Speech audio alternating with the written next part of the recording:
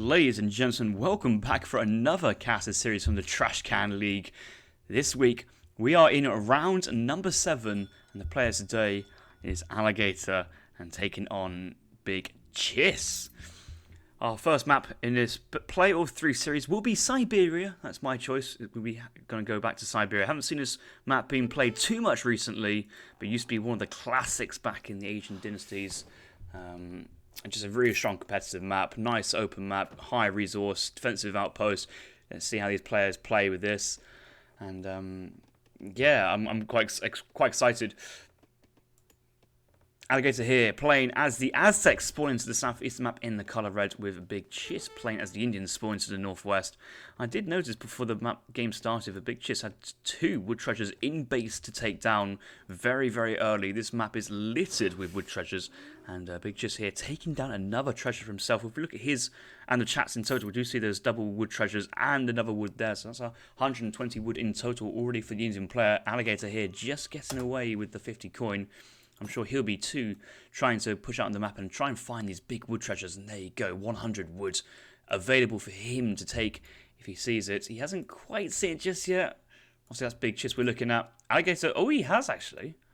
He has. Where's he going? Can the Aztec Explorer even take down 2 white tigers? That might be something to consider. He's seen that these 2 leopards are close together. This could be a great target for him to use his special attack. He's going to move in. He's waiting it. There we go. He's attacking. Spinning it around. Bam. Those 2 are certainly taken. But yet you can see how none of the treasure guardians get stunned or taken out in a one-hit kill. And these white tigers are very, very strong. 15 hand attack, 225 HP. Not to mess around with. And the Alligator's Explorer here, or War Chief, is already at 300 HP, which is not ideal if you ever want to come across on a tiger treasure of 80 wood, or 2 leopards 80 wood, so something for him to consider, and especially at risk of getting drive-by down as he walks past the Indian town centre and outpost down here. And oh my god, another 80 wood treasure here for Big Chiss. I'm sure Chiss has found himself another 75 wood as well. So Chiss is on 40 plus 40 plus 40 plus 75 plus 80. That's 275 wood in treasures if he takes this. That is insane for Chiss. I'm sure Chiss has been playing pretty well recently. I haven't quite finished the end of the Big Chiss and Risotto show match on Fitzborough's channel, but I very much have enjoyed the 4 games I've watched so far of it. I think there's only like 1 more to go, maybe another 2 or 3. Game 2 is an absolute cracker. I highly, highly recommend you watch game number 2 of Big Chiss taking on Snooper in Fitzborough's show match. But here, playing as the Indians, Aggro 4 coming down nice and early before 3 minutes, with loads of villagers still in queue here. Big Chiss has got too much wood. He doesn't know what to do with it. I mean, I know that I suffer from the same problem, but this is in a different context. Big Chiss here, in-game currency. He's got another vill in queue. It's probably time he's going to drop down a market, I assume. Especially with this batch of 80 wood coming in here. Maybe actually cancels 1 villager here, gets this wood treasure, and goes down for a trading post as well. Looks like Aligator here potentially going to take a trading post himself. So both players having the ideas to go onto the line, and Big Chiss will come across Aligator taking an advanced trading post as well. That's something to consider. It's an advanced trading post here from Aligator. He has sent in ATP, and that should give Chiss all the information he needs. Can he take the southern trading post? I think he can. I think that's possible. He can also take the middle one, but you know that if Alligator's taking trading post lines, and how obviously the Aztec civ players in general, they want to be aggressive, H2 will put on some pressure. Puma Spearman, very, very strong as well, looking to siege down the Indian trading post, but that should buy the Indian player time as well to work through his market text, work through his shipment progression, and just try and do all the good things that India want to do. So yes, we have market, civil servants, and a trading post coming down in transition. This is a S+ tier start here for Big Chiss. Certainly the ball is in his court, and it's up to Aligator to try and come back into this one. Joe saying Harrison shoutcasting. Well, yes, it is the Harrison channel, and I got great news for you. This series is part of the Trash Can League. Loads and loads and loads of games. 9 players. Everybody plays everybody, so it's going to be everyone's playing 8 series. That's 24 games each. So much content for you to guys to watch on the YouTube channel or on this Twitch. But also, if you guys are watching now, after this on the ESOC TV channel, I think I will see if I can cast the Aztec versus Lucas live cast as well. Let's see if we can get it live, bearing any technical faults from DE. If not, record a game just hot off the press. But certainly, either or works very, very well. So big chiss here. Defensive aggro fort next to his tower allows him to go full greed here. He's going wood trickle into full architects. Doesn't need to train a single military units with these double defensive buildings, and that's why my limited times of playing the Indian civilization, I've never built a Kali Martyr just yet, because with the aggro fort you can kind of go aggressive mid map, or you still can go defensive eco, because the building can protect you and allow you to go greedy and kind of prevents you getting punished as a result of it, because you have this massive building providing cover and fire as the game goes on. Let's look at Alligator's point of view. 5 Pumas coming out, has seen the trading post, he wants to try and take that himself, will push on very fast and siege it down. Alligator's got 2 TPs, not quite yet queuing up Stagecoach. I think he wants to try and hold on and not give his Indian player Stagecoach eco just this early, but when you've got 2 training posts, spend the resources. It takes a minute to research Stagecoach. It is a long upgrade, and yes, Stagecoach is coming in now here for Big Chiss, or its official name, trade cart on the Asian maps. So take a minute to come in, but I think by the time this comes down, he actually would have built the training post, and you might actually get the upgrade bonus from it as well. We'll check to see where the Travois is on the upgrade. 7 Sepoys coming in here for Chiss. 2 Explorers. We do only have 5 Mace here, but here comes the Mace Slinger shipment as well. That should be enough. Onto Slingers have gone quite far and quite deep onto the Sepoys, but you see Alligator here, he knows that Chiss wants to focus down the Puma Spearmen so that the elephants can go to work on the Entente Slingers. If the Spearmen are here, those elephants can't do too much, but meanwhile the Slingers, they're just trying to focus the Sepoys down. There's not many of them, and there's so many Slingers that Chiss just has to back out. It's not a trade Chiss really wants. You can see his intention to try and delay and try and protect the training post, but realistically, there's a couple of experienced batches, delay your opponent, but provides you in your own time in your base to get your units out, get your techs going, and keep going. Good afternoon, Mr. Fitzborough. I've stolen your player Chiss back into the Trash Can League. Unfortunately, I've only caught up to it was like game 5 of the series. I think I'm still yet to finish the final series. So hopefully no spoilers in the chat. But I'll still watch it regardless if it did happen. But Alligator here, go for another batch of Spearmen. Do you see Alligator playing a lot of Aztec civilizations in this Trash Can League? He has played it versus Eagle. He's played it versus me on the casual times. I think he's taken on Shekler with it as well. Had some really good fun games on the Himalayas. So I'm surprised Alligator's brought this out this early in the series. Most of the time, Alligator plays this on his home map, which has been Himalayas in most parts of the Trash Can League. But I'm sure Alligator's always up for spicing things up, and versus an Indian pick. Obviously, this was an open civ pick. Both players agreed to this matchup. Maybe Alligator thinking there was opportunities there for Aztecs to shine. Which makes I'm just sat there thinking, oh yeah, when was the last time I saw this matchup? And I realised it was, who had that massively epic game on Grand Chaco? Oh, it was on the ESOC Premier League. Oh yeah, I casted Izad versus Lucas, which will be cast in Lucas's next series after this. Oh, on Grand Chaco, that India versus Aztec, that game was insane. That was game 3, I think. Game 3 and game 4 of that series. Certainly worth watching. Insane game. Love that.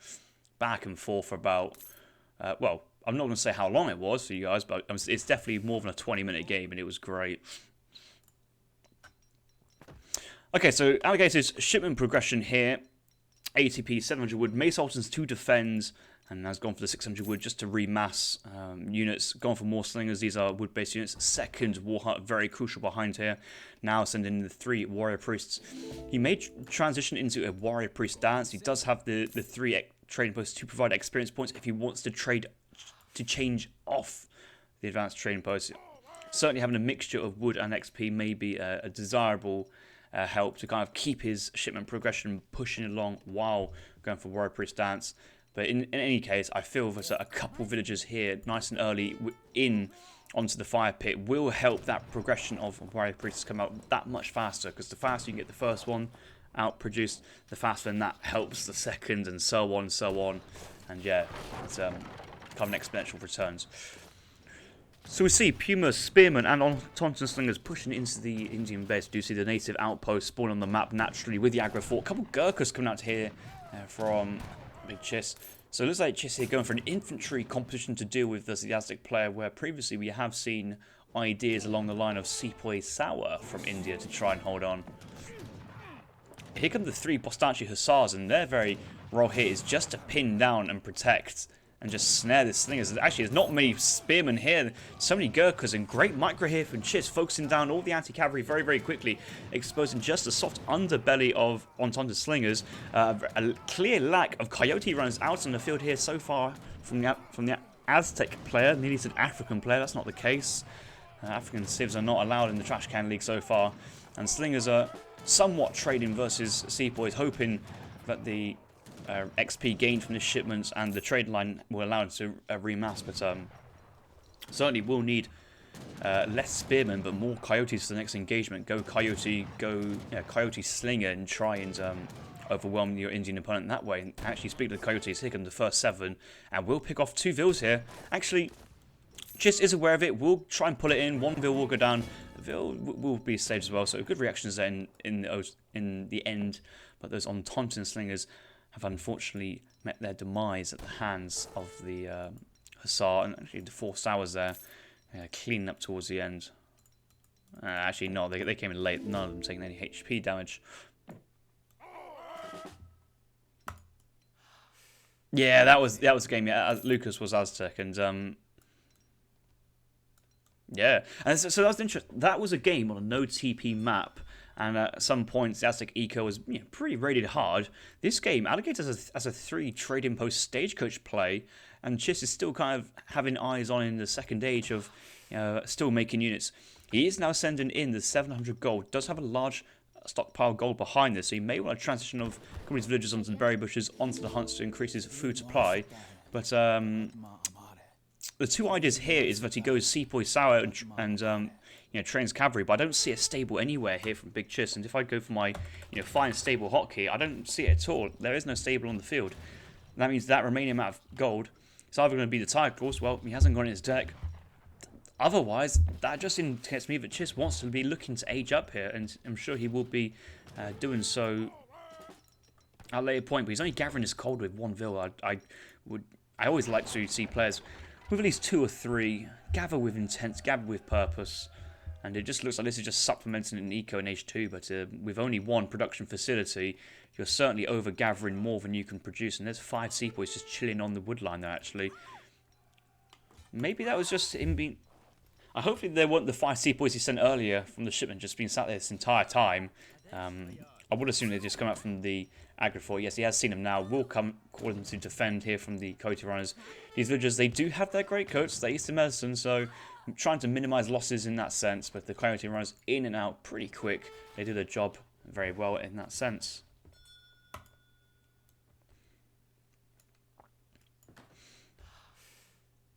So yeah, Alligator here, he's starting to get a bit of a mass here. 11 spearmen, 17 slingers. The nice drag box micro of right clicking to send your heavy infantry to the front lines scares away the camels, but there's certainly enough Gurkha Sepoy here to put the remainder forces here under pressure. We do see war dance being initiated. Big batch of coyotes about to hit the field. Will he complete the batch? I'm not too sure he will. He will actually. He does complete the batch. Another 10 coyotes on the field. In total, there's 16 coyotes on the field. Most of them are joining the field now from the southern side. Slingers working their way, trying to focus down the Sepoys. And actually, with the elephants and cavalry gone down, actually the coyote runners here will do quite well just pinning down the heavy infantry, just allowing and protecting the slingers to fire from range. You see all the infantry here are just trying to deal with the coyote runners, but the slingers get to fire from range, doing full damage. War dance remain as well, so these guys are doing 9 times 2 versus every single Sepoy. But these guys fire, pretty fast, 1.5, and there's many of them. All the Sepoys are going down, and that might be another big batch of coyote runners coming in. Yes, it is. Another 8 coyote runners. The Sepoys have gone down, and the slingers weren't really targeted at all there from Chiss. The Gurkhas were focused on the Coyotes, and he now kind of paid the price a little bit with Coyote Runners storming onto this soft underbelly of the Gurkha line. A couple of sepoys still standing, but with this many slingers, that's not going to be too much of a problem there for Alligator to follow up.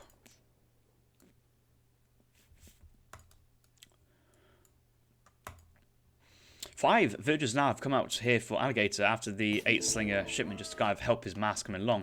We look at his villager count, 39 still with 2 TPs. 1 train post did fall to the Indian player. Looks like he sent 4 sepoys out to deal with it. So, yeah, it looks like Aztec player will want to get that back at some point in the future. But obviously, trying to take down an advanced train post, you will suffer some losses as a result because of the outpost attack that it does consist of. And Big Chiss here, 38 villagers though. So less villagers, does have the double wood trickle. But you would have to assume that only having the 1 train line compared to the 2, Eco's here somewhat similar, but the Aztec units in the second age, backed by the war dance of the warrior priest as well. That's a real key consideration here from Alligator. It's the warrior priest he has will turn the tide in any fight very favourably for him if economies are the same and militaries are very similar. Chiss's entire food eco is on these hunts, guarded by the remnants of the Indian army. You see that there's no army in the base, there's no real army on the western side of the map. They're just sitting on the hunts, and it's a very good place for the army to be. Protect your villagers, and if the worst case happens, the villagers can tank quite a bit as well. A couple of coaches coming in, but they do scout out the sour sepoy competition, and they will retreat swiftly backwards. Alligator here producing another double batch of coyotes. Now sending in, is that the 4 villagers? Yes, it's going to be the 4 villagers coming in. Batch of Wonton slingers. Here comes the 3rd war hut. I think Alligator's realised he does have production capabilities for 3 buildings. Does have quite a bit of gold starting to get stacked as well. So Puma Spearmen possibly can be made as well. Still has the 6 Puma Spearmen shipment and the 600 gold infinite shipment to send to try and mass produce pikes as well if he wants to. And with this intent he's got pushing forward, it looks like he wants to try and stay at H2 and try and force a fight here. A couple of coyotes and Puma Spearman sieging the house, but the Sours are getting quite close, and these guys are sub-graded. As soon as they touch the slinger, they just fall. 2-hit easy pick off here, and everything's just getting slammed in here. War Dance is on though. Puma Spearman just taking such great trades up close, and here comes another reinforcing batch of Coyote runners at a great time, really, attacking the camels. A couple of villas tanking as well. Slingers focusing down the sepoys, and whether this is lucky Z move micro or Alligator having an absolute blinder, I think these fights he's been taking so far have been absolute excellent. Certainly doing his best, attacking the right units. Could pull the coyotes back a little bit. The Ontons and Slingers here are working their magic on the remaining sepoys, and another batch of units will surely come on the field soon here for Alligator. There is 2 sepoys to pick off the remaining Ontons and Slingers, but I don't know. There's some vills went down that fight again. 49 villagers for Alligator. Big Chiss only at 39 now, so his villager count is basically stabilised, but Alligator's got another +10 since we last checked in. Another batch of 5 Sours. Ottoman Consular Hussars coming in. We do see Dravidian martial arts being sent as well. These guys have Desert Terror as well, so I've got to got to do some nice calculations here. 29 times by 2.5. Let's say it's 30. 30 times by 2.5 is 60. It's going to be 80 attack per swing from a Sour. Non-Tomtin Slinger has, I think it literally is just 80 flat, isn't it? It's going to be close. It's there's one, 80 flat. So actually, it's a nice idea, but unfortunately, the Sour is just hitting below the damage cap of the Onton Slingers. So even though these Sours are mightily buffed and teched, they still need 2 hits to kill an Ontonton Slingers. Where before, with no upgrades, they would still take 2 shots to kill an Ontonton Slinger. Precisely in that case, it's very weird that all these upgrades here actually have no effect in his matchup on the Slingers. Obviously, they do very well versus it has more of an impactful effect on the Puma Spearmen and the Coyote Runners. But that's where you really want to target those Sours, and it's the Desert Terror card here in this matchup has no use, and that is why.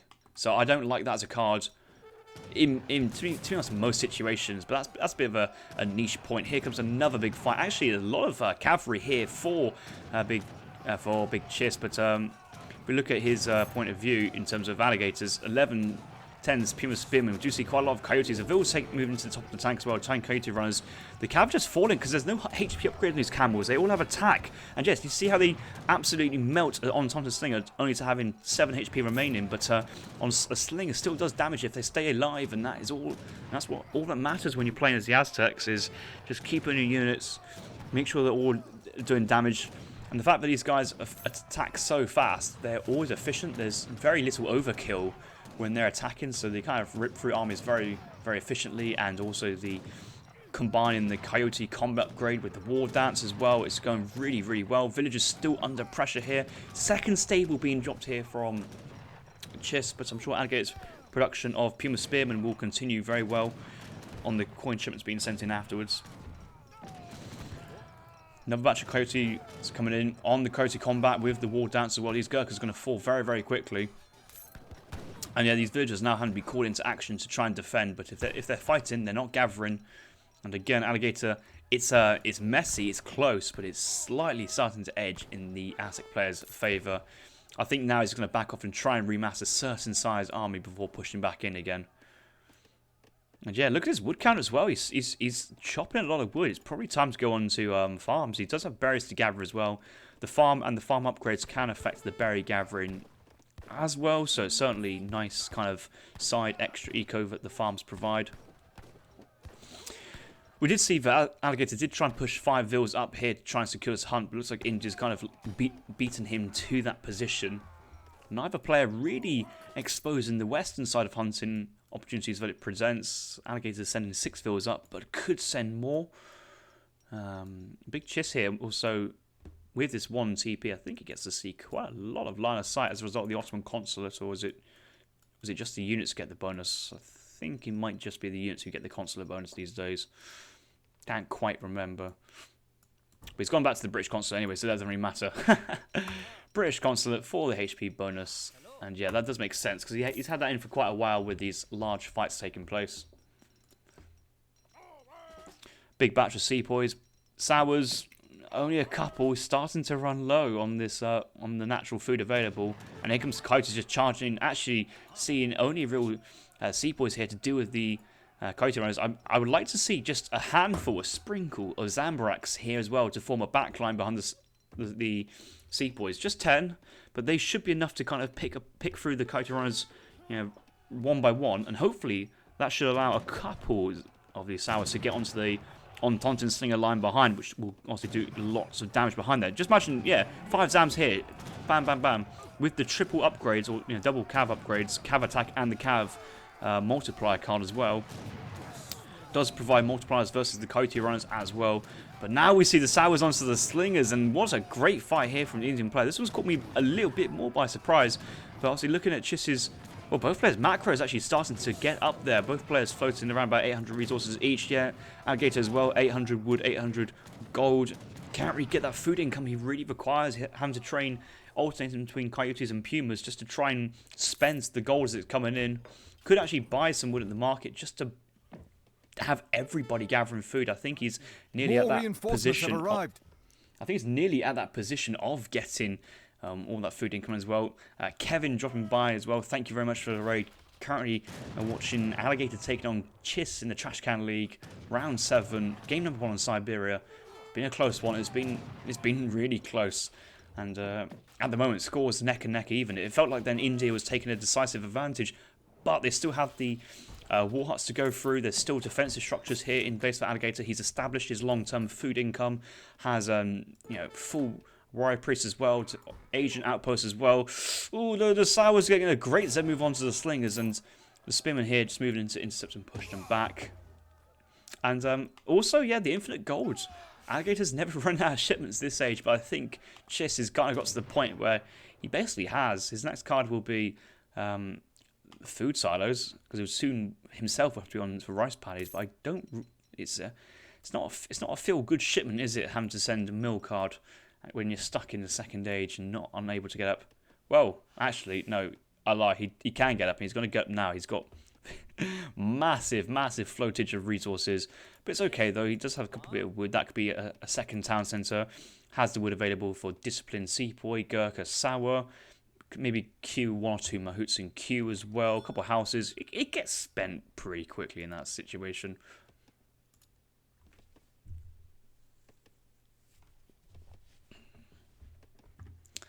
Aligator here, trying to move on across to the other side, trying to change up the angle of attack here. I think that's a smart idea. He knows that the Indian army is stationed on the eastern side and actually has vision on the hunts. Has actually just seen this hunt going down, so he's probably thinking, oh, Christmas has come early, lads. We can come in for some easy pickings. And we'll see a couple of villas, just to 4 though. He'd been hoping for more, but he certainly won't complain at this pickup. 53 villagers here for Aligator. Chiss has 43 villagers. Yeah, they're all definitely going down. 43 villagers plus double wood trickle. TP line in favour of Aligator 2-1. And yes, now we do see the rice pie transition behind. The thing is with the specifically the Indian player here, and also goes to the Aztec player, like these villagers are buffed on the berries due to the food text from the mill, from the farm. These guys are buffed on the berry bushes due to the text from the market. These guys here, they really should be on the berry bushes. Look at this. These guys stand still, 0.5 food per second.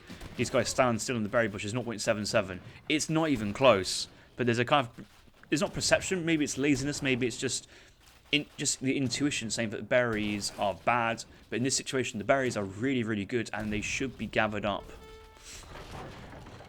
Big Chiss has aged up to the, oh my god, that was 960 XP there going to the Aztec player. That's going to be another shipment there for Aligator at some point soon.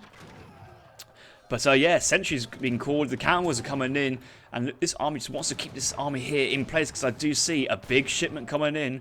Upgrade text coming in behind us, but there's a 7 Yurumi shipment about to happen, and if Aligator's not careful, he's going to be in for a bad time. The Yurumi hard counter the Puma Spearman, and then behind this we have Discipline Sours with just 1-touch kill. All these on-top of things, especially now the Discipline tech, yeah, 33.2 times by 2.5 won't even be close. But the Sours on top of the Puma Spearman. Dakota's going topside as well. I'm going to hold and actually try and protect the Yurumi line as well. So it's actually not as bad as it could be, but we do see 1 Mahout being trained here from the stable. I think that's retrained as connecting with the Slinger line. The Yurumi are working through the Coyotes. The Puma's obviously fallen down very quickly. There might just be enough Slingers here to kind of like focus fire and pick off units one by one, but they're firing the Sepoys. I think Aligator's woven the white flag here of I'm going to lose my entire army, but I'm going to pick off every single Sepoy and redcoat behind here. One Coyote is trying to join, but I think that's going to be the end of that one. And Aligator now looking to have to remass from scratch once again. And Big Chiss in the next age stabilised. Another shipment's coming soon behind.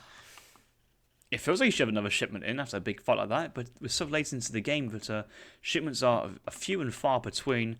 His next shipment I would expect to be either the 3 Mahout Lancers or the Elephant Combat, you'd argue, possibly. British India is another consideration. You see how Chiss is still training Sabers, but actually we've always spare wood income. Could split the training of like let the coin go towards the infantry costs and let the wood go towards the elephants. And yeah, different ways that they both do the same job. But you got to consider again these Sours are triple carded. The Mahouts are only just 1 carded on the Dravidian martial arts. But yeah, it's getting tough now here for Aligator.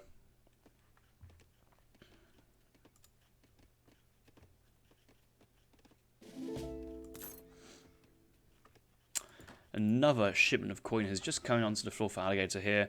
He's got so much of it. He doesn't know what to do with it because basically everything else, there's no real way he can spend the coin age 2. He can try and train mass pikemen. I've noticed the thing from Aligator is just continuously train large clumps of slingers and then a large clump of pikemen or a large clump of this. Trying to get a bit of split batches here can also help as well. Like go for 10 pikes, 5 coyotes can help as well. I can see how it's easy just to kind of focus on 1 unit at a time. Oh no. Oh no. Why would you do this, Aligator? Why would you do this? Okay, he's got a spearman nearby, but you do know the Sours 1-touch kill the slingers, and without that kind of level of upgrades and disparity between the a heavily upgraded counter archer style unit and weak archers, but these Sours do more than 80 damage, probably about 95 now around that area. Single touch and bam, there you go. Another slinger's just gone down. He manages to get 2 for that. That's pretty good. That's pretty nice. All Chiss needs is a couple of sepoys or Sours just to focus on the Puma Spearmen, and then Chiss is as good as gold just to push in. Also, doesn't actually need that many Sours as well. You don't want to overmake Sours, but you just want to have enough to know that if you do make contact with the Slinger line, the game's over in that situation. So looking at Chiss's point of view, he's got a Mansabdar Sepoy coming in, Mansabdar Sour behind, double batch of Sours coming in as well. Sepoys know that the Spearmen getting trapped on the trees, but here comes another batch of Yurimis, or the remnants of Yurimis, just taking on the Spears. They're going down very, very fast. You see that all his anti-cavalry is just focused on the sole job of trying to deal with cavalry, but the cavalry just running around, not attacking, and actually have just run into a wall of pikes there. That is pretty horrible positioning there from the Indian player. A nice micro trick is to try and split your cavalry into 2 flanks, attack from one flank, attack the other flank, and it does require your opponent to also counter that with his own pike movements.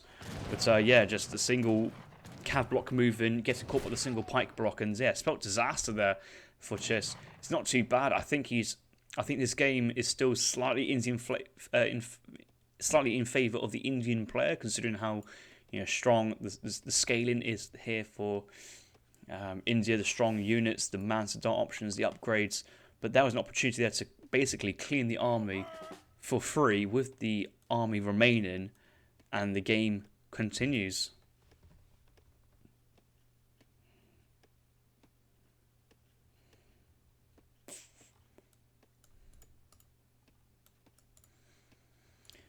Oh yeah, this is the rice pay. Is that the coin upgrade or the food upgrade? I want to say rice surplus is the coin upgrade. Obviously, you can tech in coin or food, regardless of which one you're currently on. But I think it's teched into the coin. Rajputs, and a lot of Rajputs actually coming behind this. Pure batch of 20 Rajputs and Mansabdar Rajput. Rajputs have come back into flavour recently. They obviously do have their 30% combat or 30% attack in the second age. Soon to be disciplined Rajputs at some point. Please don't push in without teching into your disciplined attacks here. But just it feels like he's investing all his resources into military. Villager production stopped. Could really easily afford a second town centre as well. And with only 50 vills, you'll certainly have a lot of potential to make good use of that second town centre as the game goes on. Meanwhile, Alligator, he's up to 64. He's still on the XP dance here, but if this changed over to the fertility dance for about a minute or two, you could get himself an extra 5-10 vills, and that would really help. Defensive nobles, huts, and okay, now into the Eagle Runner Knight territory, Knight combat area. He's actually sent 6 eagles to kind of hold and defend, but you feel that Knight combat is coming behind this. That would be nice. Shipments are quite hard to come by these at the moment. It says 2.4 thousand XP to get to shipment number 2. It's certainly not shipment number 2. It's going to be way more than that. Here comes the combat.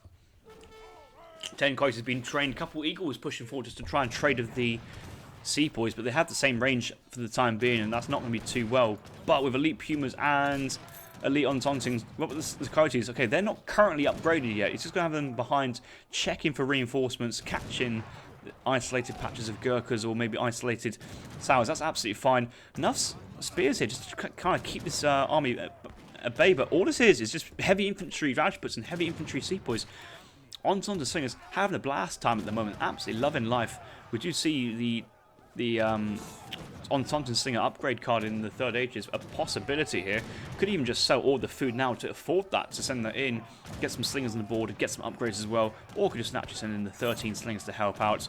Yeah, and yeah, I guess obviously you don't want to send Knight combat if you're basically versing pure heavy infantry here, but the Rajputs, I don't really understand the idea, the premise of why you would want to go Rajputs.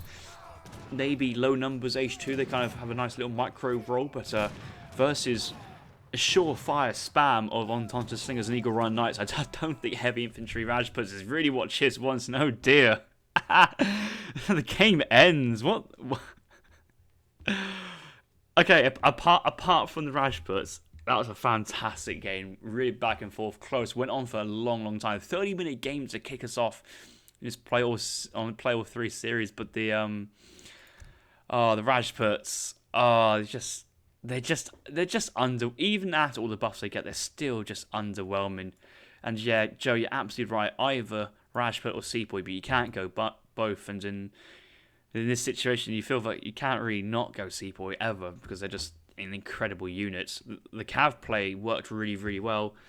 I kind of feel that elephants they kind of can play that very tanky role of holding the spearmen in the front line with the Ententes and Slingers working behind, but the Sours they just get basically focused down so quick that sometimes they can do the damage. They can't do the damage onto the spearmen before the spearmen do the damage onto them and they fall over.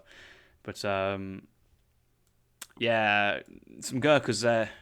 Well, Gurkhas here, I guess they could have helped versus the elite Puma Spearmen in that sense. Yeah, just getting some Gurkhas in help out as well because they can tank a lot of the Entente fire as well with their high HP, their range resist, especially with the Mansabdar, British Consulate, and the British East India. I don't think not the Aztec, the Indian player ever got round to. Okay, he has sent in the British East India, so yeah, unfortunately this card doesn't buff Rajputs, and it looks like, and I think the thing to note is the Rajputs and the Camels, the Sours, those two units themselves specifically, they don't really get any HP upgrades, so that's kind of how we saw their army just fall apart and fall over, and this fight here in the trees went so badly for India. That was an opportunity there for Chis to crush and clean up. Wasn't to be, although the military graph looks all right, the amount of Sours just falling down here for Chis when there's a couple Puma Spearmen and just allowed about 20 slings to get away when that could have been cleaned up. But yeah, another great game from this Trash Can League. Enjoyed that one. And we'll move on to the next game.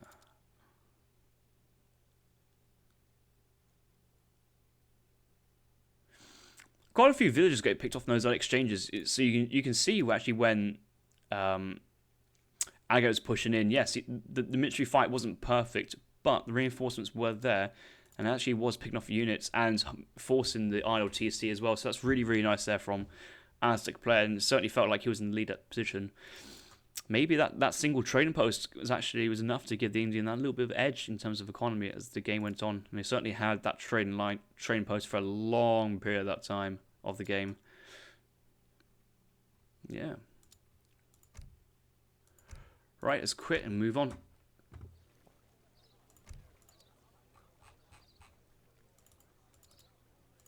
Oh, look at all these games I've been through. That list just keeps on growing and growing.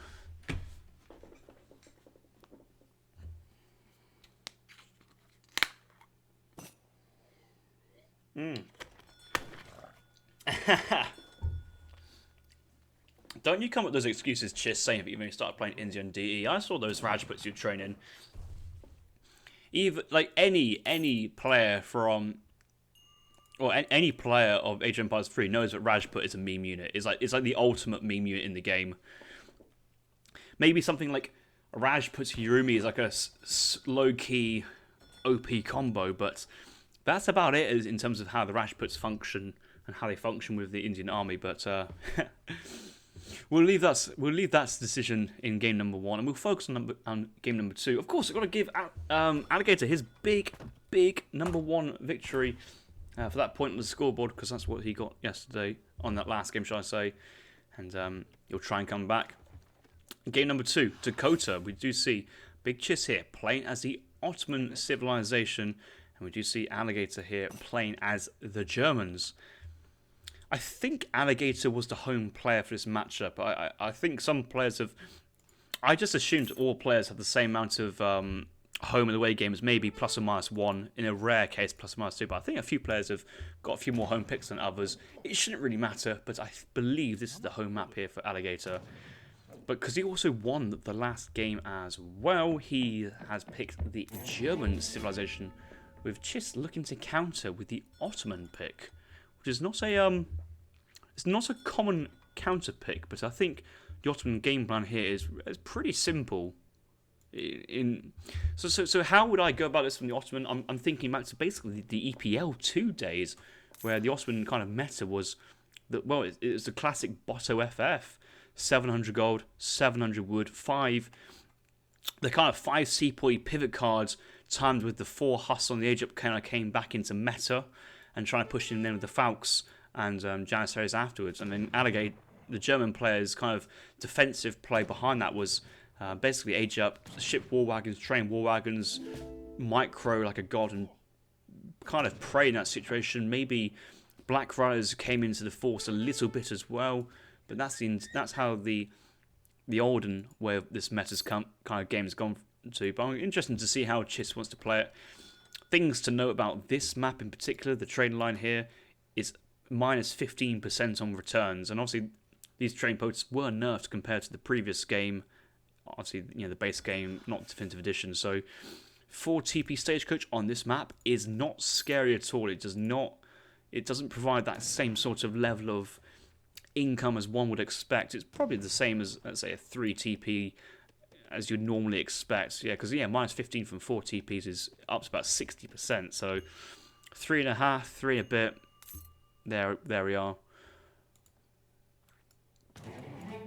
Enough coin mines here. Double coin mine in base here for Germany is certainly a very big plus sign. And also the silver mines as well. So 4,000 safe gold is certainly very, very good. And just really helps. It's not just the safety, but just really helps the early game efficiency of just not having to move the villagers that far away. Do see coin mine near the Creed settlements as well. And one to the southern. 90 food available here for Chiss, but he went north for that train post. And actually, if Alligator keeps going around, he may come across this, but it feels fine for Chiss to move back because he does want himself to try and go onto this train line. And look at this, Chiss here going on for a second trading post here. Let's ride with Chiss. No ATP in deck. He has his deck name called Tower FF, but I saw Chiss with this deck, and no, he didn't Tower FF. And the second trading post. He's aging up with the Quartermaster. That's wood as well. He's sending vills forward. Chiss, I think he wants to go Jan Huss here in age 2 is the feeling I'm getting. And then if he goes to the third TP, that's going to be insane. But it looks like Alligator's moving in to take that for himself.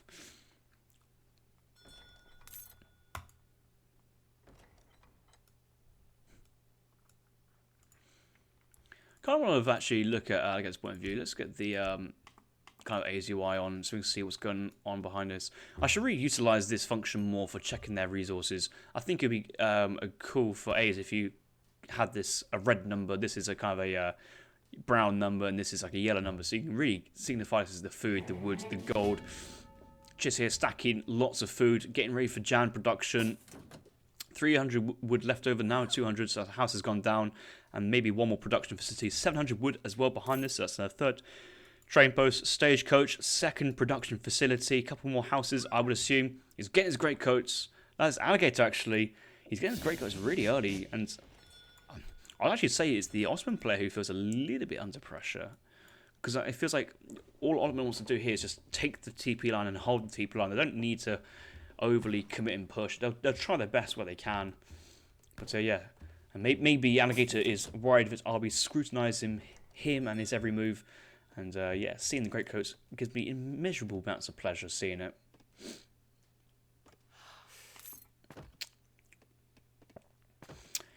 $700 wood opening as well from Alligator. Defensive racks, possibilities of going to double racks production of bow pike.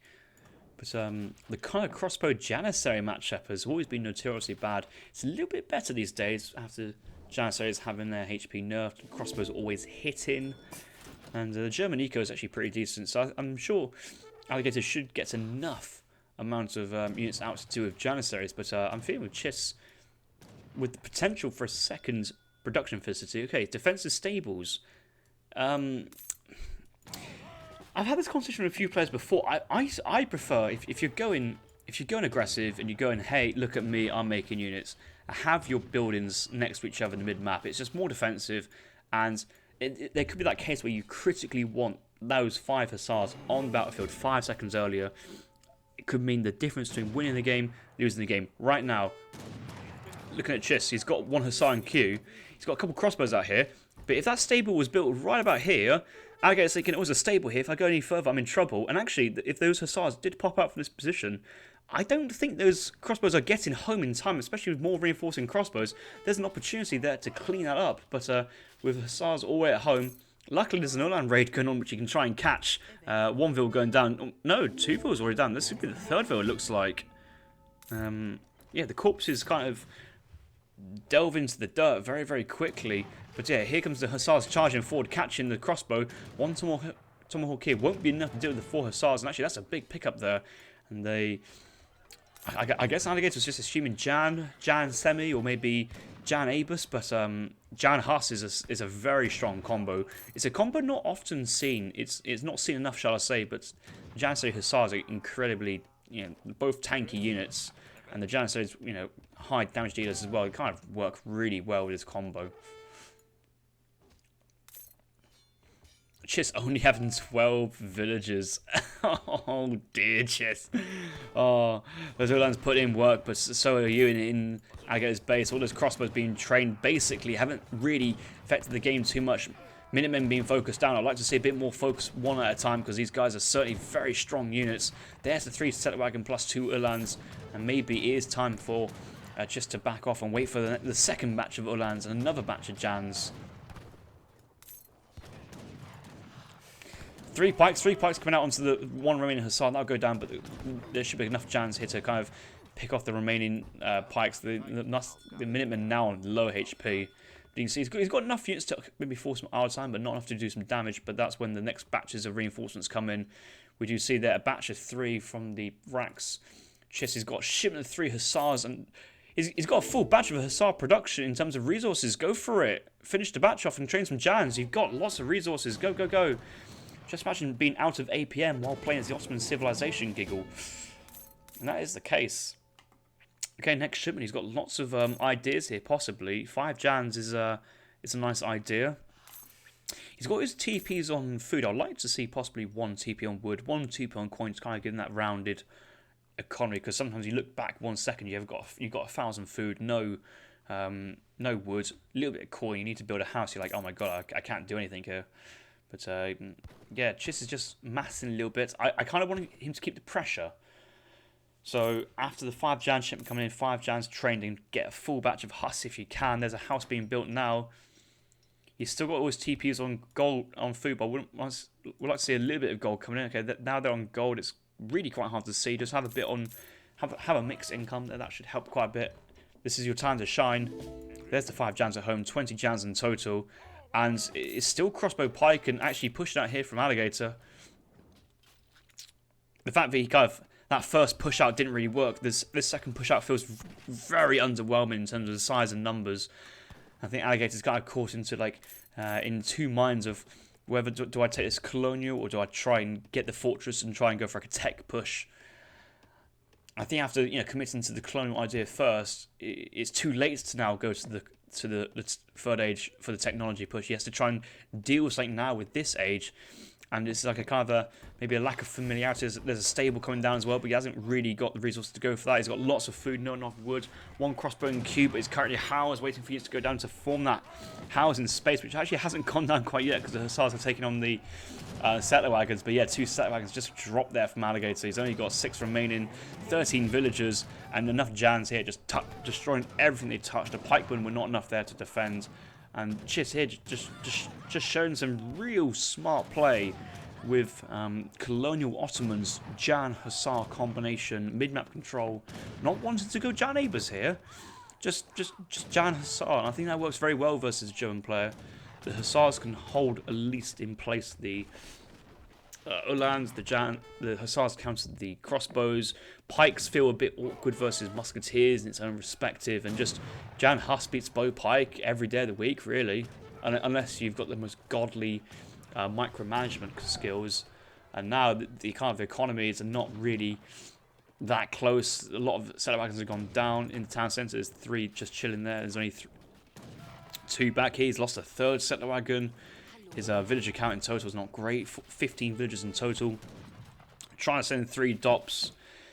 big batch of 10 crossbows, but the barracks is going down. The Minutemen's already been called, so yeah, trying to get a batch of Minutemen and the unit shipment is not quite going to happen. Pikes behind us to try and snare and keep them busy. There's the crossbows. One last hurrah, because I don't really see how these 9 units are going to clean up this army, and even the Dops. It's the Jans are near the town centre. It's not the Huss waiting to get destroyed. That's happened to me in a tournament game before, but no, Hussars on the crossbows. Pikes can try and do that, but they would have been melted down. Here come the Doppels. Thank you very much, having heavy hand infantry on my musketeers. One shot that one. Focus that one. One more, and the Hussars move it in. GG's been called. GG. Good effort there. Loving that. Don't often see players taking Ottoman and staying H2 and just playing like that. Most players have just assumed that Ottoman's a wrote-off civ, but if Alligator's going Germany, then you could always German mirror, but that's not really a counter pick, is it? Just going for something different, something smart, playing to the map, and there it is. So there's the win there for Big Chiss. 1 apiece after 2 games, and we'll go on to the game number 3.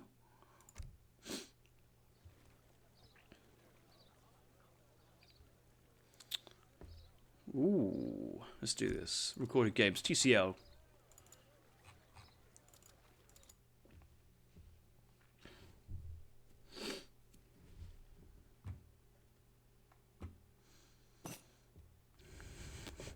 Sensei saying it's kind of easy for Chris or Chiss. Yeah, and also in that matchup, yeah, Vils matter, but they don't overly matter because you're always going to get the shipments rolling. He still had 600 gold to be sent in, still had the 4 TP stagecoach to help him out. So the raiding obviously helped, but when he was raiding, he got some Vils, but he lost the crossbows early on from the Hussars, and that was the killer moment, really. Losing that kind of momentum in H2 as Germany with your military is just far worse than Otto losing random 2 Vils. Anyway, we're into the 3rd game. We're on Florida. Let's turn on that extra infographic here. Both players starting off with 7 Vils, or 6 Vils plus 1. Matchup here is going to be the British taking on the Japanese, with Alligator playing as Britain and a Big Chiss, shall I say, is playing as Japan. Starting market, both players in playing great civs for this map. Really S-tier civs. Probably a balanced matchup. The caster's mind here, I'm thinking, are players aware of the Seminole and the Carib settlements here and can make good use of those techs for those longbows? I was about to say the yeomen then, but no, it's just longbows and the Yumi archers. That's what I'm thinking. That's what I'm looking for these players to go into. Maybe a bit of water play here. Japan obviously going to send in those fishing boats nice and early from the home city is an option. Portuguese consulate is an option. Maybe Alligator here. Early TP, VC boom, might have lots of Vils chopping wood in transition, might squeeze in that extra dock, 700 wood, 600 wood, and just play from there. You know, there's ideas are plenty on this map. There's lots of options, I think, and that's why Florida is just one of everybody's favourite maps. It's certainly high up there, and I don't think I've ever seen an Orchard Ritual pick up this many sheep. It might be a simple fact that each sheep gets added to a control group and then tied in with the Orchard Ritual, but that is an impressive amount, and I think that's what it is, because this sheep is joining this batch over here. But yes, it looks like Chiss here is going to have a fantastic. Well, I was about to say he's going to have an absolutely amazing Toshogo Shrine here, but double shrine in base, no consulate whatsoever. Early indications of a possible play into Tory Gates. 3 fishing boats coming as per standard. Yeah, maybe here. That makes more sense than heavily cami. I see. He's just trying to load that shrine there with sheep, which is a nice idea. But you're still having all these potential sheep. That's 7 sheep. We'll have to see. We'll have to see what he wants to do. I still think he can go to Shogo Shrine here and pull off all those sheep. It would certainly be worth to stack a Shogo Shrine with 7 livestock. That'd be just so incredibly strong.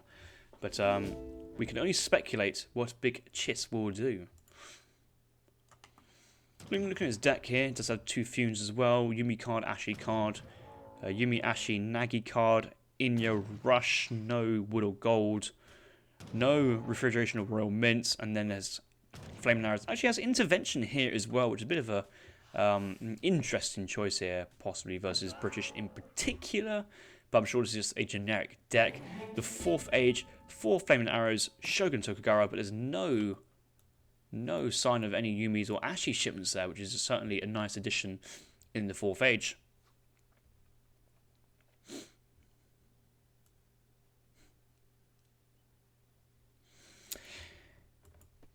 Don suggesting this map's better for the Japanese than it is for the British. I suppose the Yumi archers are much more of a powerhouse than the longbows, especially in Yumi versus longbows. Longbows don't really do too much versus the Yumis, but Yumis pack more of a punch. Golden Pavilion boosting it as well. Double upgrade cards. Daimyo support. Japan consulates. So many ways to stack buffs onto your units, where the British player longbows only really have yeomanry, which is +6 range. Maybe infantry breastplate is an opportunity for a bit of extra HP, but until then there's no real attack buffs that they have. So yes, we do see the Toshoga Shrine. There's enough turkeys here to attract to the little shrine here if he wants to put off the sheep as well, so that gives him a nice opportunity. But I love how he's got 1 defensive hunt, 2 defensive hunt, 3 kind of defensive hunts for him to shrine. There's so many hunts for him to safety shrine. Obviously, he wants to try and be aggressive and shrine his opponent's hunts, but I think in this matchup, sometimes it's just worth to shrine a hunt to know that that's going to stay alive for the rest of the game. Don't really have to think about it, and you never have to rebuild it in that sense.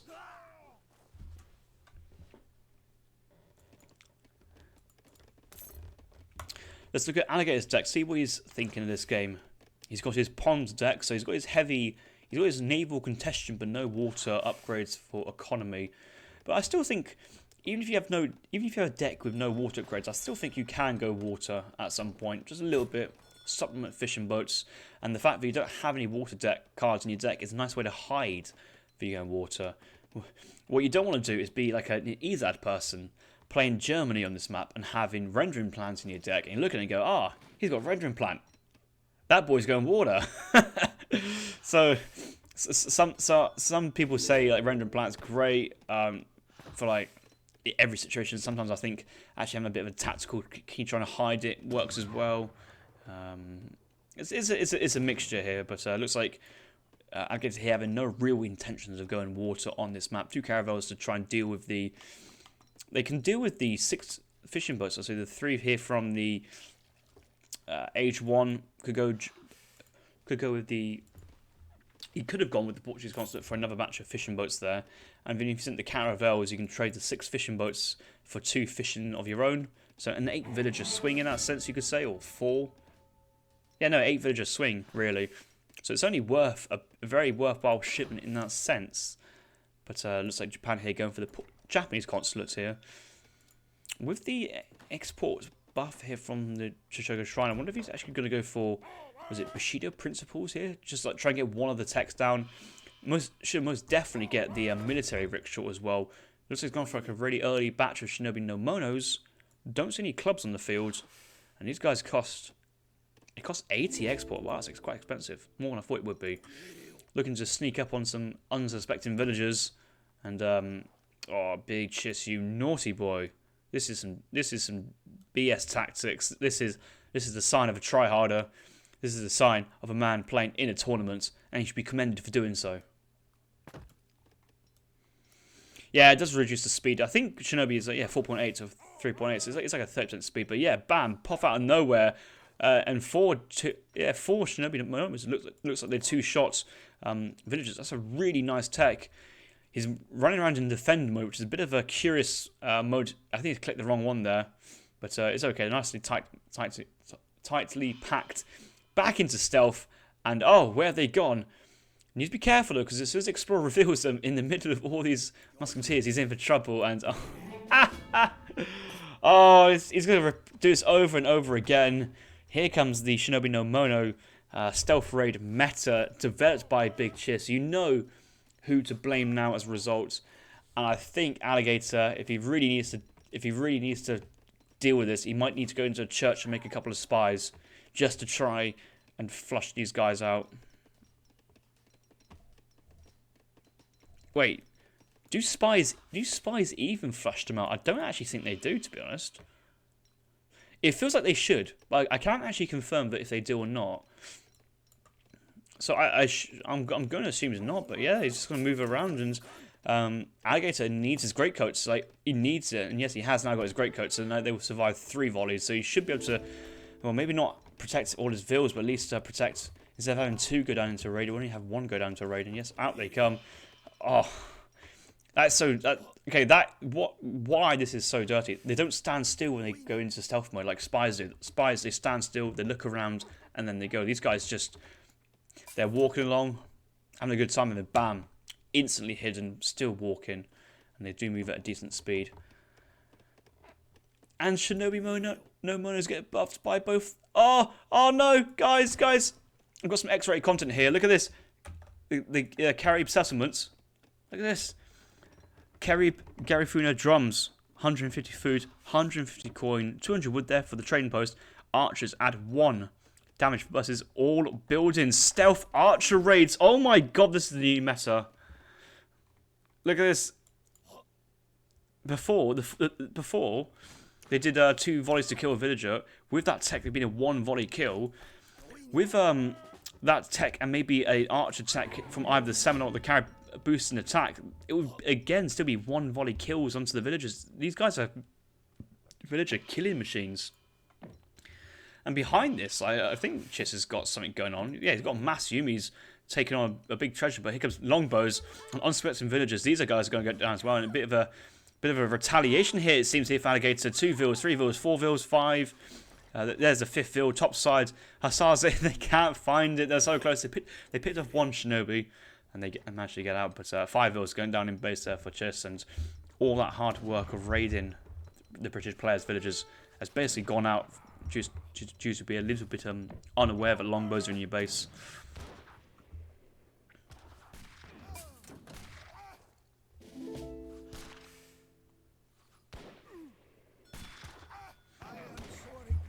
There's a lot of infantry there that Chiss has got in H2. He's really committed to this H2 play, but he's floating out a sizable amount of food. He's sending his gold now. It feels like he can age here.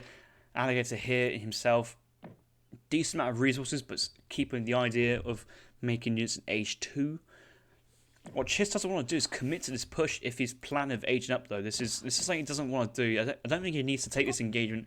I don't think he needs to trade off his units at this moment in time. And he's just forcing the enemy army so far back. He's actually happy if he's bought himself the time to age. He's going to retreat. And actually, if he's going to fight in age 2, it's fine. But if you can try and play defensive, let the longbows have their range. Let's not try and leave our archers in the middle of the open square area, given that we know that our opponent has mass hussars. That is risky. I'm sure he'll bring them back in time, though. You'd hope so, at least. Okay, the other thing to notice here from Chiss, he's only really got 80 shrine pops, so 20 population into Sugar Shrine, 10 in the town centre. It's just the 5 shrines out on the map. There's not really much going on here. So the economy here from Japan players not as strong as we'd expect. We've got the 4 villagers being sent sent twice. Sent once. It's not showing up because there's no population or shipment. So yeah, just 600 wood, 4 vills, 600 gold agent behind us. Alligator here now sending musketeer attack.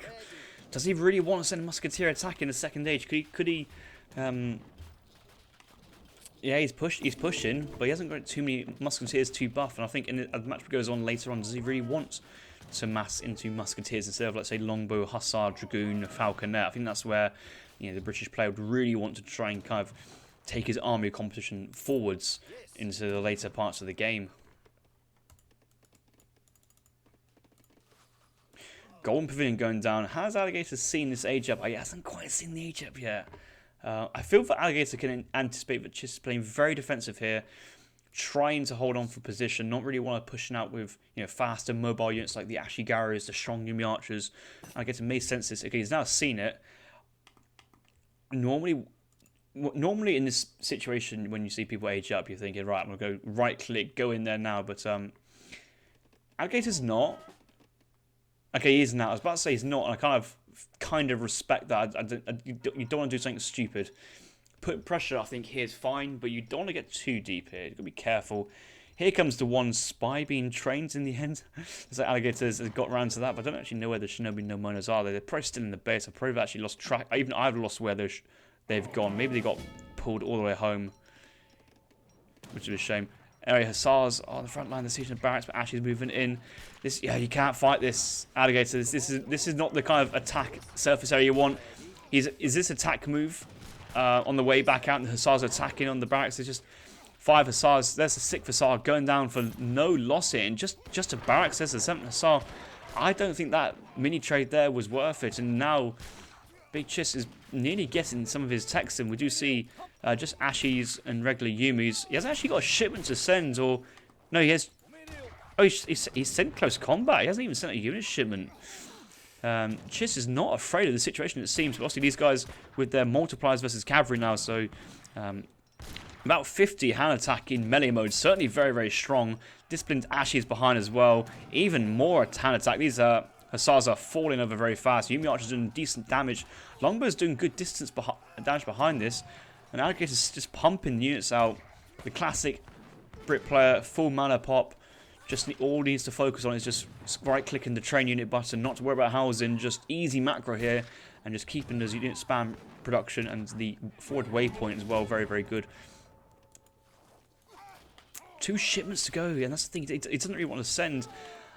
I think in this situation, you'd rather at least just have something on the field, like 700 food, just kind of help that Hussar batch, because you need to keep those Hussars coming. That's what you really need versus the Yumi Archers is Hussars. There's a batch of disciplined Ashies. Longbowmen on their own versus Ashies probably aren't the greatest, and yeah, there's another 5 Hussars coming in. It feels pretty close. It feels like just is taking better trades here. There's Nagy shipment as well, and this push is over.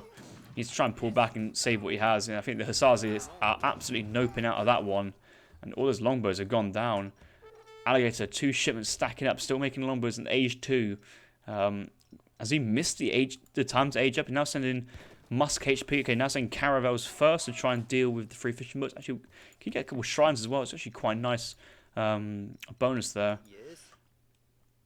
And a spy, I think it's just been moved to sit on the hunts, just protect these villagers. Which is a nice little play in that sense.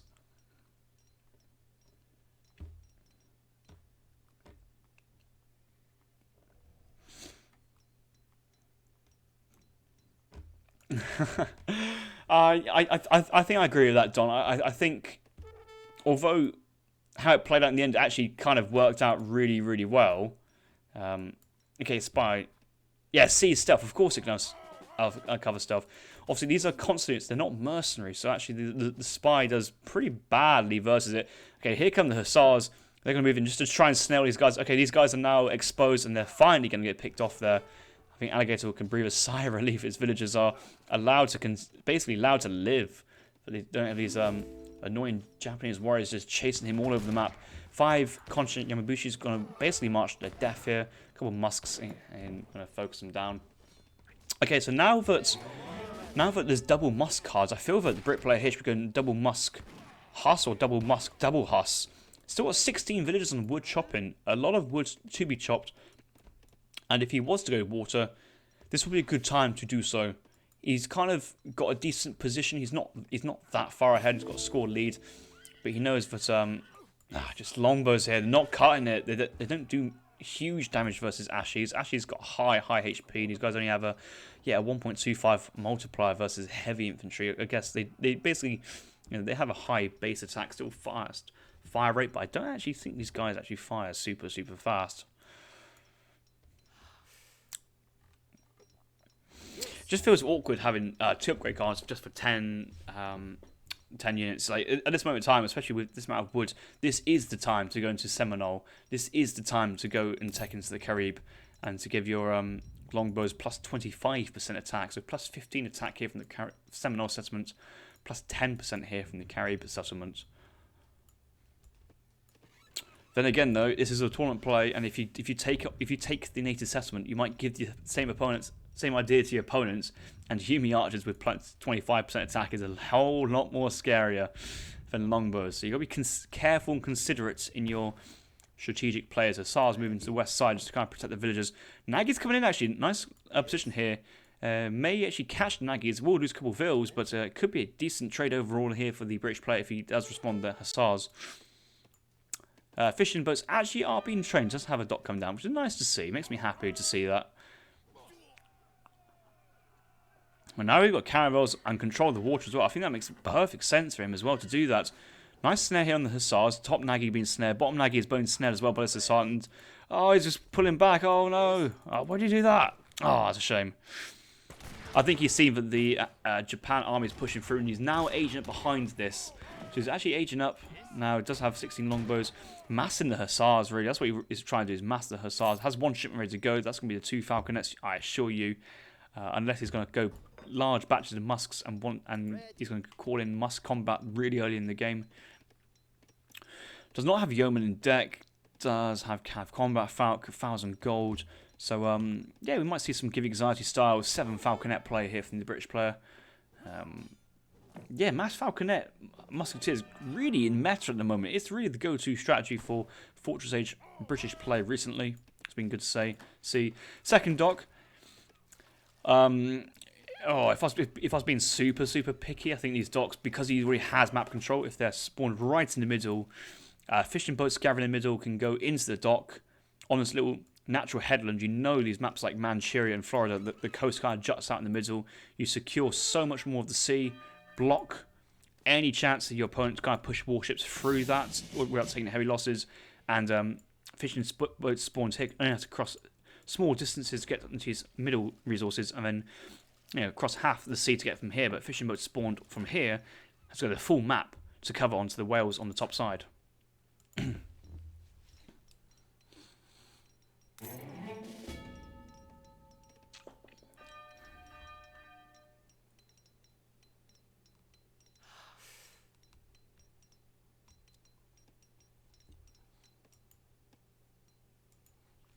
Nagy's going for another raid top side.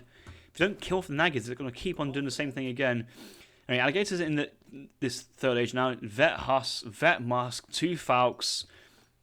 Still needs to back into the Falks actually join the fight. The temptation is now to engage, which I think it won't be terrible, but you really want his Falks to join. Please come up this side. Please join your army before, because these are so exposed over here. The first shot from the Falcons have been used, is now exposed, and Nagy's they're actually going to go onto the longbow side. Hussars here on the Yumi is also doing a great job, but these Nagy's counter versus longbows doing great damage. One covering here to protect them versus a flaming arrow. Smart move here. Don't need it, but it's absolutely smart. But so the Falconets unpacking from such a great distance. They're struggling to find their other targets, and they're slowly crawling forward. But yeah, Nagy's top side being picked off by the Vet Musks. Longbow standing still, and overall a decent fight. Decent fight here for Bricks. He saw his Falcons alive, but he really needs to push forward more Musks to protect. Okay, there's another batch of Musks down to the south. Hussars coming from the east. That's a 9 batch. Is that a second stable production, or just like a couple Hussars just hiding? No, yeah, that's his 5 Hussars shipment coming in. Yeah, great timing. 9 Hussars. Mass Yumi. These guys probably need to pack up. They're doing that now, and Alligator is trying to kind of regroup his forces and probably push middle or chase them down with Hussars. I think he's going to try the chase option.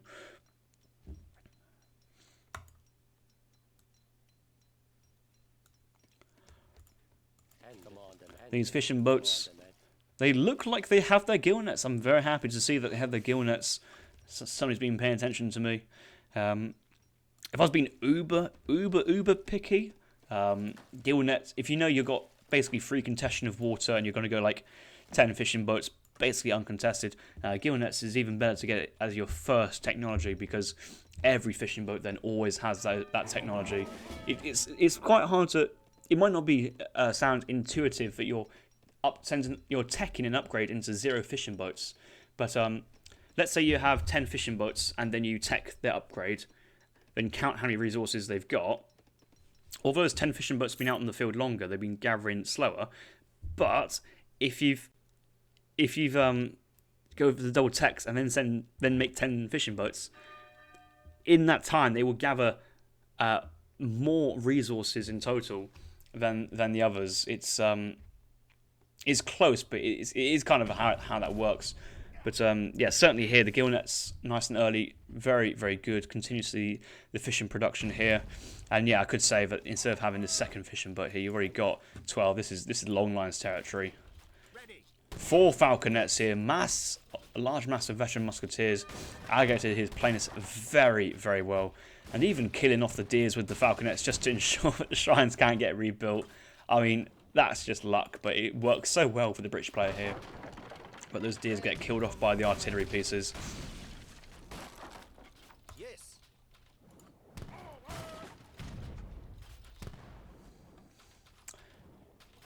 Alligator has to be careful though, because his falcons are a little bit exposed. We have seen Nagys running around, and this is nearly the time that Chiss looking at this army thinking, right, I'm going to need some Yabusams to come up behind, or Yabusames. He's actually got 5 Yabusames in queue. I like the word Yabusam, but I think it's actually Yabusame. I don't know, I'll go between the two.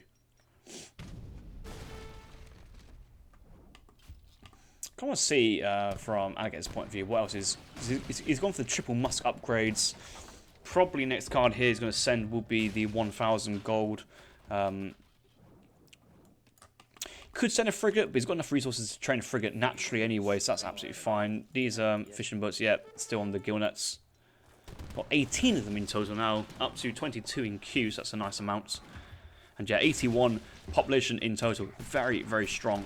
Lots of potential there.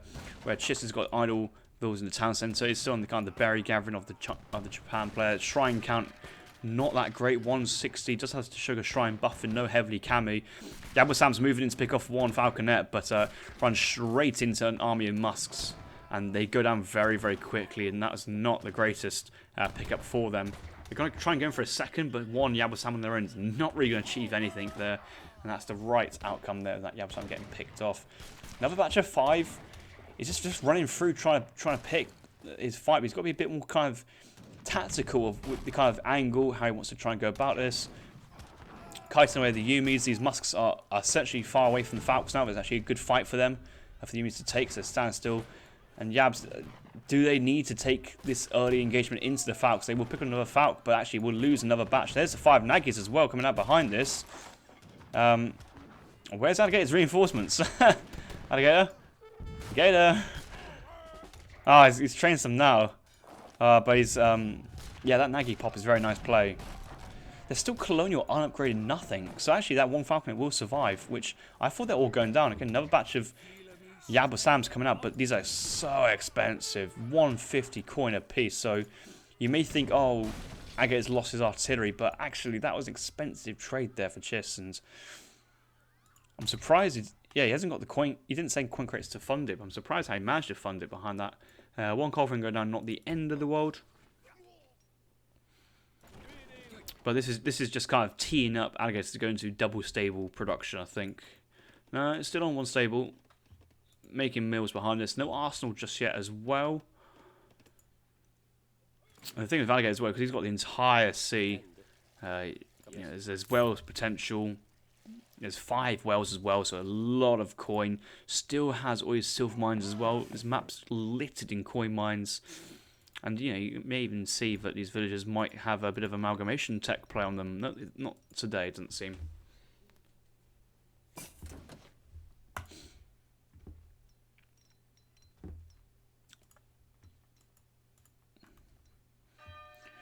So at the start of this game, I thought this game would have gone into a bit of a Yumi versus Longbow face-off, maybe fighting for native posts. Can they get their techs in from the creep? They've got the back Seminole one to tech into, but no, it's kind of gone to just like standard Japan of Yumi with supporting Nagi and Yabusams in the recent meta. Alligator going for basically musk artillery, not really doing anything else. I would still like him to have that kind of cavalry interest. And cavalry combat not being sent as well, as you could really tell on that previous fight with the Hussars going down. No cavalry combat, no cav cross in the arsenal. He's going for a 3rd barracks here, so he's just doubling down the kind of musketeer falconet play, which absolutely works. He's only got the 1 culverin here, so flaming arrows switch from his opponent still possible to kind of throw him off guard. Falconet's unpacking from a real far distance. I like the idea of coming prepared to the fight, but as soon as the Yumis walk back, they're just out of range, and now it's just musks continuously taking they're still winning because of the numbers, but waiting for the Falk support, and there's the first volley, and bam, they all bowled over like bowling balls. But because these guys have got range resist, you can really be like a true give anxiety and literally walk after them, get within touching distance, unpack, and just watch them all fly, because then they're in the, they are locked on in the range. They can't get away from that. And if they stand to try and fight the Falconets by turn and find their bows, well, that plays to the Falconets' hands as well. So I think we only saw one volley there from like 2 Falconets, maybe 3 at max. A couple shots there could be missing. There could be more casualties if those cannons were jammed right up there in the opponent's face, and just say do. So like, keep them walking, don't unpack, keep them walking, keep them walking, keep them walking, keep them walking, keep them walking, now unpack. Yeah, I like this. Okay, a little bit delayed, so we've got a couple of yams. If you focus the Abu Sams down with maybe one of the Falconets, you've still got 3 remaining. And yes, even if they're tanking the fire, all the Musk's still doing damage, and yeah, that's a really strong fight here for the Alligator this time round. Bit of automatic targeting there. Culverin's tanking so much damage as well. 280 HP, 75 range resist, and that entire massive view is now cleaned up. But yeah, this water play here from Alligator, beautiful. 26 fishing boats. And please don't do me dirty like this. Please get your long lines at some point. I need to raise awareness even more. I need to get people to believe that long lines is the same amount of importance as steel traps. And one day it will happen. But Alligator there, channeling the inner give you anxiety with the Musketeer Falconet play. Probably the right play, and probably me thinking Longbow Huss or Longbow Huss Dragoon Falk, kind of like, well, basically longbows are the meat with Falks backing up. That's probably the wrong decision there. Alligator show me how it's done. Alligator, a student of the game anxiety, and as a result of that experienced play from Alligator there, watching the master do it himself, he now also knows how to jam Falconets up into Japan and get the win as well. So well played, and that's going to be the end of that series. And wow, it's it's 5 p.m. now local and 16 GMT. I think we need to go straight into the next series. Well, Jerry Mueller, this is not the EPL. This is the Trash Can League, my own personal league for players around the ELO of 1600, 1700 and a bit higher. And it's been great series. This has been a really good series, actually. All the games really, really close. But I'm going to go now and visit the ESOC TV channel. I'm tripping over my words. I'm trying to think of so many sentences. Yes, we're now going to go over ESOC TV to cast A's versus Lucas from the EPL, which would be really, really good. Yeah, so that'd be good. Right. Cheers, guys, for watching. If you guys on YouTube, make sure to follow the playlist. All the uploads are going to be hit there, so you can see all the series from all the rounds, from all the players, all the good stuff. Like and subscribe, and I'll see you guys later.